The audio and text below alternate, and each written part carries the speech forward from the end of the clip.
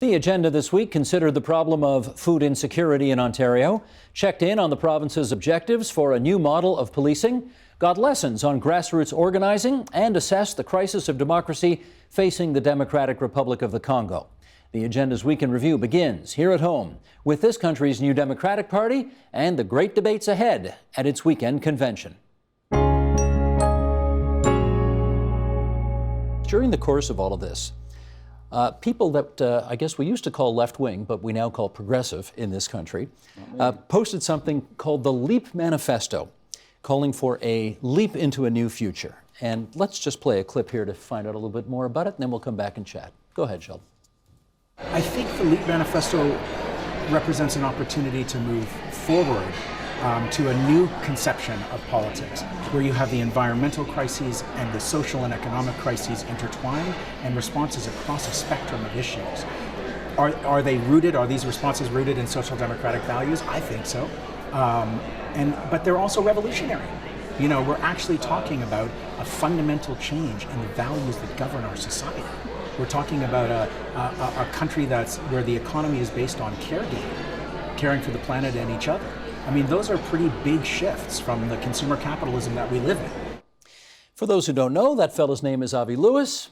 His dad was the leader of the Ontario NDP. His grandfather was the leader of the federal NDP. And more importantly, Jennifer, for your purposes, he's your fellow City TV alumnus. That's right. We both worked at Much Music. Yes, you did. What do you think about the leap he's suggesting? I think the Leap Manifesto is juicy, and at a time where we need bold ideas within the party, and it's also driven by movements. You can find it online, but at its core, it proposes a non-polluting economy. These are the conversations that we should be having. I think there was that cautious, kind of nervous approach to the Leap Manifesto during the campaign. But right now, those engaged with the Leap Manifesto, the activists, are taking it writing by writing. And I think we're going to have a really healthy and lively conversation around it at convention this week. What's your view on it, Martin? When I read through it, I found that, maybe about 50% of what was written already is already things that we've run on. For example, the universal childcare plan, is straight out of our policy book, and so it doesn't shock me that New Democrats are interested in it. Some of the other more ambitious ideas around, retraining, oil workers and that type of thing, I would like to see more details on that before I, put my stamp of approval one way or the other on that. You're not embracing it entirely yet. Yeah, well, I mean, I embrace a bunch of it because it looks like, NDP policy, and so it doesn't shock me that the folks are interested, and I would support those items, but I guess I support them already. So I'm not so sure what I see different in that respect with the Leap Manifesto. Craig, you've signed on to it. You're going to be promoting this at the convention? No, I think there's a bit of an illusion about the Toronto Danforth and Vancouver East, Libby Davies' former riding. We've embraced it at the level of principle, but we're insisting that a internal democratic process takes place over the next 2 years to actually cash out what those principles mean, and also to see whether or not there might be some policy implications that the NDP can't embrace, right? There's a few things in there that aren't necessarily as fully thought as they should be. So yes, I embrace it. I think just I'll just give you an example, a controversial one. Throwing in the example that by definition this whole platform means automatic decrease in military spending. That actually doesn't flow through from the rest of the analysis in the document. It could be that we actually turn out to want a beefed up military that has a completely different orientation that ties into the climate change agenda that has to do with fighting both global inequality and climate change. So I think there was just a non sequitur in that part of the document. So we are pushing hard for a combined Toronto Danforth Vancouver East resolution that says embrace the high level principles, but let's have a serious internal democratic approach that includes something the NDP has not been able to do, a serious online collaborative policy making platform, so that in 2018 we come forward with concrete policies that have taken the Leap Manifesto seriously but are our own. They're not somehow grabbed from a bunch of drafters outside and plopped into our policy book without further discussion. Are you going to be looking for a commitment at the convention to that? Yeah, absolutely. To that 2-year process? Yeah, so there's a Toronto Danforth resolution that says that, and a Vancouver East resolution that says that, with a slightly more elegance of formulation and we're trying to put the two together. Gotcha. And Jerry? so there are about 15 other riding associations that, however, I call them the holus bolus resolutions. They basically want to take the LEAP manifesto and say, it's so good, we just plop it into our policy book and we have our next election already there. I just think that's wrong. It's disempowering. It actually is not empowering. Because you've actually taken an external document and said somehow or other you found some kind of a messiah in textual form for the party that needs to work this through on their own. So I'm both a supporter of the LEAP manifesto and a skeptic that it should be brought in holus bolus. Jerry, I'm going to read an excerpt from it, then I want you to comment it if you would. We could live in a country powered entirely by renewable energy, woven together by accessible public transit, in which the jobs and opportunities of this transition are designed to systematically eliminate racial and gender inequality. Caring for one another and caring for the planet could be the economy's fastest growing sectors. Many more people could have higher wage jobs with fewer work hours, leaving us ample time to enjoy our loved ones and flourish in our communities.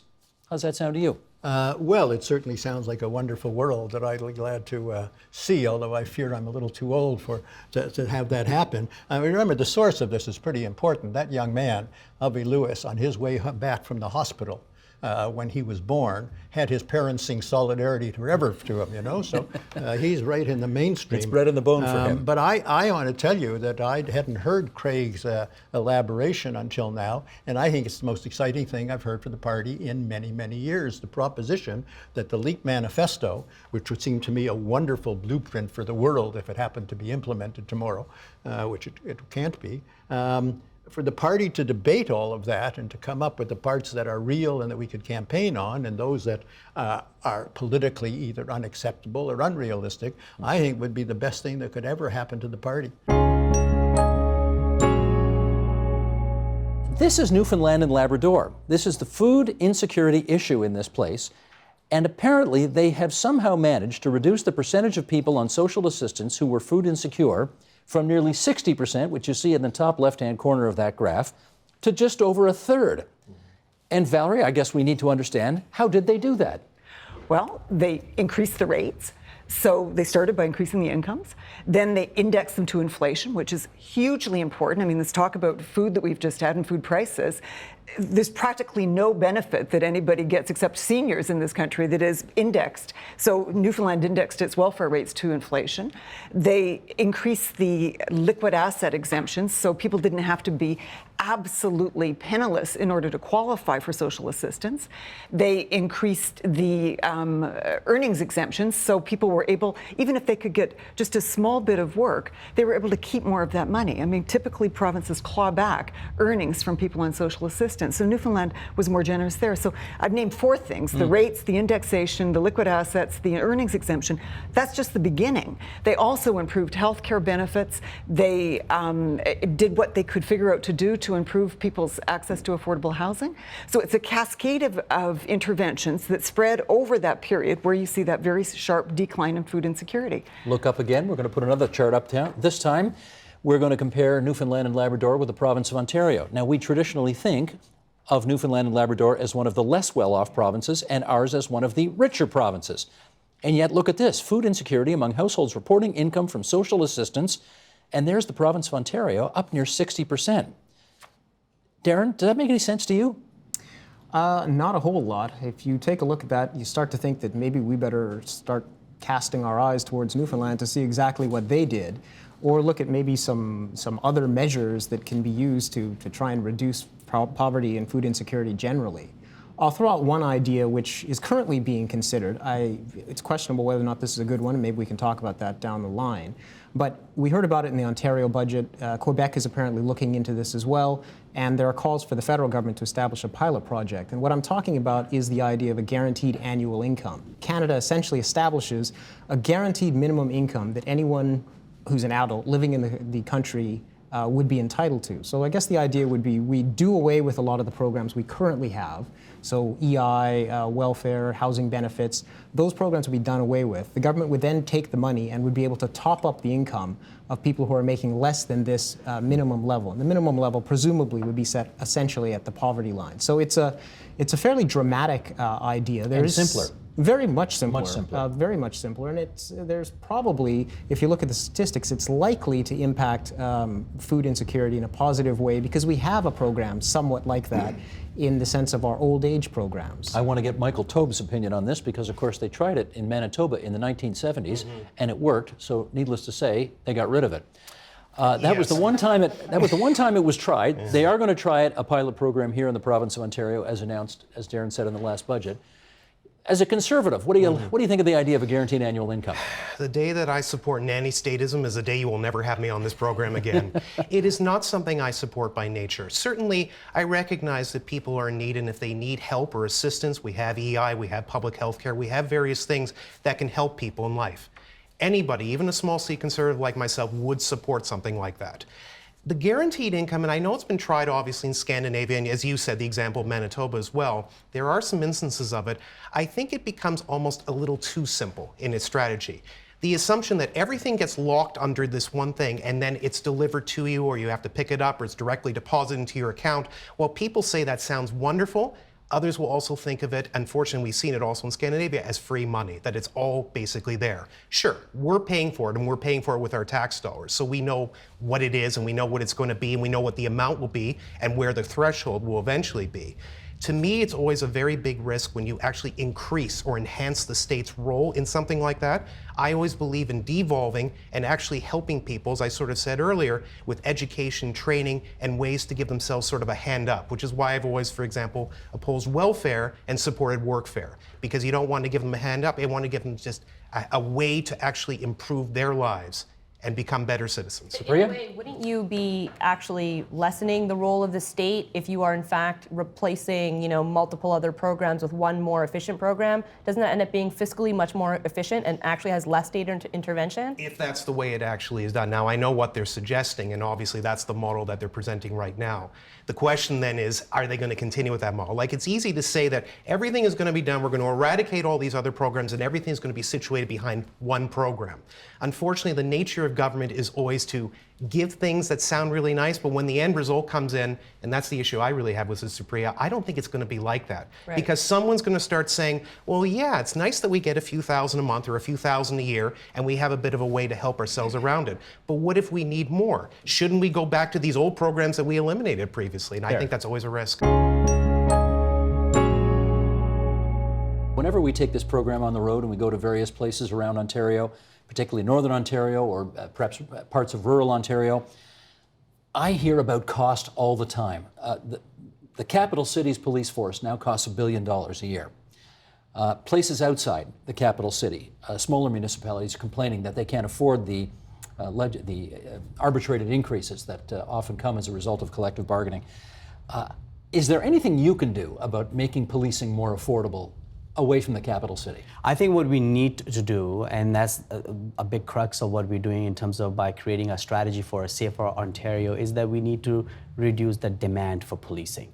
If you make sure that police gets to focus on doing what police is trained to do, that is to solve crimes serious crimes, or prevent crimes from happening, then we really would start seeing reducing the demand of policing.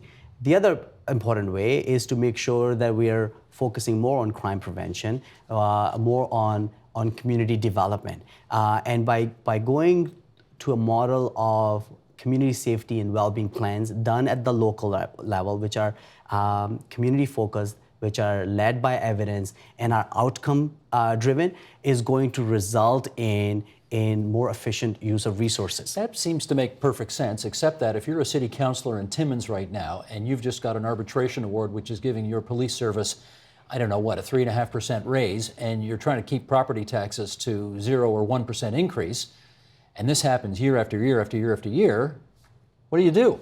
Well, I mean, that's a labor relations issue, and something as former Minister of Labor I have dealt with, and I know my colleague Kevin Flynn is dealing with that issue around arbitration, and we have to be mindful and respectful of the labor laws in that respect. My responsibility is to find ways, is how do we provide better policing, policing that is done in complement of the community and all the other services are provided, and the right response at the right time by the right service provider. Let's talk about that some more, because you pointed out in an earlier answer, police officers in many circumstances now are in a bit, they're like social workers now, right? They're dealing with mental health issues, they're dealing with people in distress. Should there be significantly more training for police officers in conjunction with social workers, healthcare workers, mental health workers? Do you need to do more of that? We have to do more of that, and that's the model we're looking at. Give you a very good example, Hamilton. Hamilton Police Services did a pilot, which is now a permanent program for them, where they paired a police officer with a mental health worker. So when those 911 phone calls dealing with somebody in mental health crisis comes in, you don't send a police cruiser with police officers with the police training to do the police response. You send a police cruiser with a police officer and a mental health worker to the situation. And I did a ride along with them, so I actually got to witness it firsthand, where the police officer is responsible to make sure that the scene is safe, but the mental health worker did his job in that circumstance, which is to stabilize the individual, make a determination, and then take the next steps. And in that particular case, they decided to take the individual to St. Joseph's Hospital. Did you watch all this? I was right there. You were there? I was there. I went to the hospital. How did it resolve itself? It resolved itself in a sense that the person was a schizophrenic, was living in a rooming house, was endangering the others because she lit some of her undergarments, so they felt that they have to take her to the hospital. And they did take her to the hospital. And the great thing there was that they have protocols established with the hospital, so the police officer and mental health worker did not sit there for 4 hours in the ER. They were actually hand over that individual to the appropriate individual, passed on their notes, and off they went to their merry way. And there was no escalation. There was along no the way? escalation. It was done in a very peaceful, in a calm way. I mean, it was very fascinating to watch that. So we have examples like these that demonstrate that if you have the right individuals dealing with the right kind of scenarios, not only you provide a better response to that individual who's going through a vulnerable moment due to any circumstance, but it has a significant impact on better policing, better community building, and cost savings as well. Let's get a better understanding of how what you do is different from, let's just say, good old-fashioned canvassing, phone banking, all of that kind of thing. What's the difference? Traditional electoral and issue campaigns since before 8 years ago, in a lot of different instances, relied, as you said, on many paid staff to execute their efforts. And in the organizing world, we talk about activism and mobilizing versus real community organizing. And the idea is that if you rely just on paid staffers to distribute a very specific given message, because they are paid staffers, yes, they may care deeply about that issue, but they won't authentically understand the issue and be able to build critical mass in the same way that local constituents would be. And so the Obama grassroots model has and continues to rely on empowering everyday people and giving volunteers access to data and skills and, frankly, roles that historically progressives haven't allowed volunteers to have access to. And we're quite proud of it, and we believe that it makes us a more authentic movement day to day, and then big picture. You may have anticipated my next question with that answer, but let me try it anyway, just in case there is a subtle nuance that I'm missing here. You're in Ottawa, you're doing workshops at the Broadbent Institute conference, and I'm wondering what you think the single most important, as they say in the business, takeaway is from the session you're leading. Well, I have to say, I'm thrilled to be up here. We may have the cutting edge tactics in community organizing and grassroots advocacy, but it's only because we've had such hard-won battles on the progressive side that's really required us to dig deep and be innovative and invest in community organizing instead of paid media as a silver bullet. And so my big message at the Broadbent Progress Institute, as I did a 3-hour-long training with activists from across the country here, was very humbly that letting go of control and training activists to be their own advocates is the true key to democratic empowerment, not just during election cycles, because I think we're inching towards that all over the world, but frankly, even more importantly, in between. once we elect elected officials to office, it's incumbent upon us as citizens to hold them accountable to the policies that they promised us when they ran on election day. And we have far too few institutions empowering everyday constituents to do that. So I said, let go of control and train those grassroots advocates. I'm wondering if it goes both ways. Yeah, I mean, they've obviously brought you to our nation's capital in order to pick your brains and learn from your experiences south of the border. Do you go home having learned anything from anybody up here? Absolutely, yes. We actually had a fantastic conversation last night over beer, as most good conversations are. And I was speaking to quite a few local organizers about the policy successes that the Canadian progressive movement has been able to inch forward, even without having any type of majority legislatively. And so to me, I've made this joke before, but in the United States, the progressive movement literally and figuratively looks up to Canada. And there are quite a few progressive victories and policy initiatives that we have mimicked and that we will continue to mimic as you all are able to test the waters in different ways that we aren't. Because of just where the American people are at.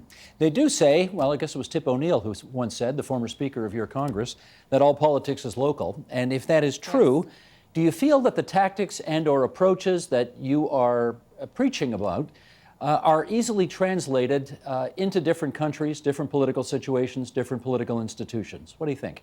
So I think two important things. One is that the beautiful thing about community organizing is that it centers on relationship building, and it centers on allowing people to tap into the parts of themselves that are affected by political issues and share their personal stories in an authentic way with neighbors about how politics affects their lives.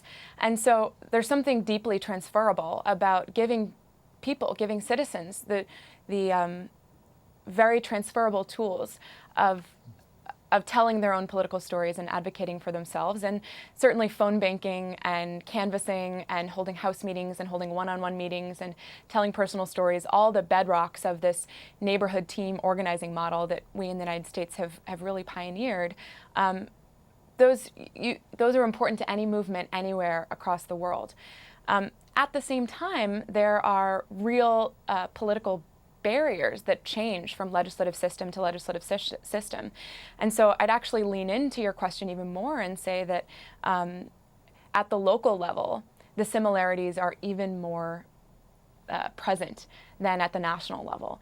And the work that we do in the United States at the city council level to pass ordinances around background checks and on gun violence prevention, that really takes neighbor-to-neighbor community organizing, and much more so than the national type of legislative work we might do that relies much more on matching a message with a set of larger allied organization strategies and community organizing. So yes, all politics are local, and community organizing is the best way to really authenticate and move forward those local goals. Let me share with you the comments of an MP from Tanzania named Hamisi Kigwangalla, who wrote the following on AlJazeera.com. Although looking back, no one predicted the Arab Spring, many scholars of the African political landscape find it inevitable.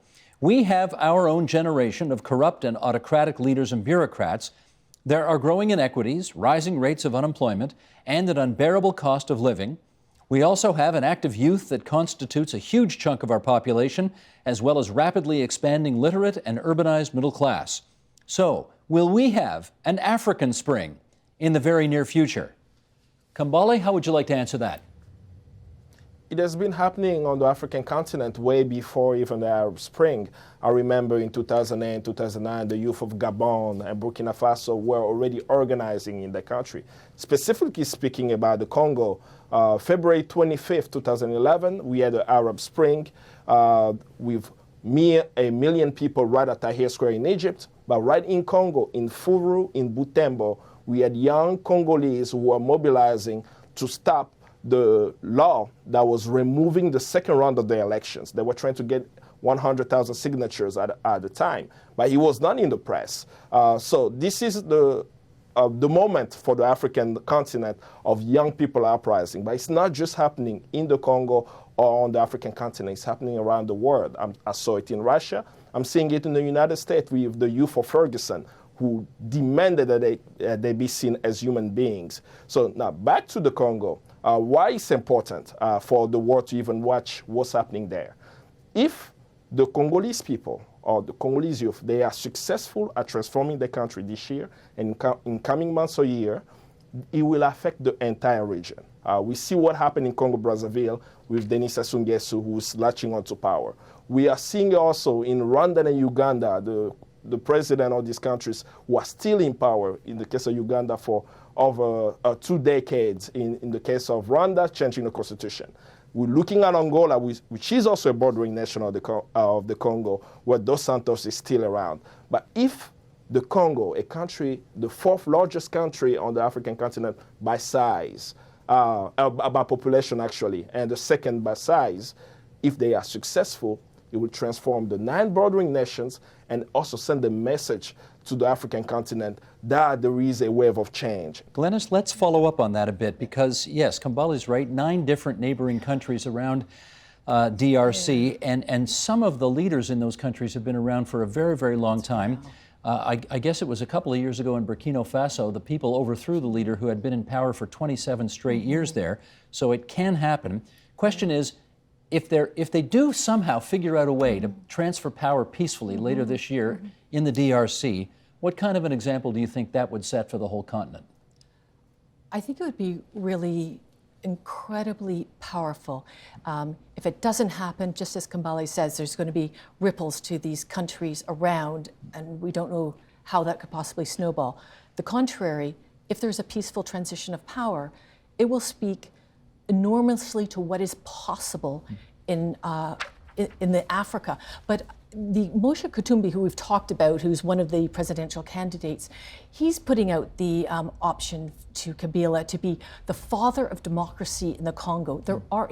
Pragmura puts out, you can be a hero, Kabila. So there's actually more leverage, I think, than Severine has said, or has maybe added in terms of having him leave peacefully with carrots and sticks, with sanctions and options that are credible. And Moshe Katumbi has also said immunity is necessary. We may not like it, but after 20 years of horrific war and ongoing armed conflict, maybe that's the pill that the Congolese people want to take. So a dictator could be the father of democracy in the heart of Africa.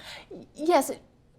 A little bit more context. In 2006, he was democratically elected. He was in power. He was put into power after the assassination in 2001, ruled for 5 years. And after those 5 years of rule, he is then democratically elected in 2006. Lots of international observers, including Canadian, who all said, there's some irregularities, but all in all, thumbs up. So in 2011, things change. He takes the election. So it's more of a mixed history than just a brutal dictator all this time. He's also presided over the end of the wars and peace agreements and so on. And that is the Agenda's Week in Review. You can see all of those programs in their entirety on our website, tvo.org, on our iTunes channel, and on our YouTube channel at youtube.com/theagenda. Help TVO create a better world through the power of learning. Visit supporttvo.org and make a tax-deductible donation today.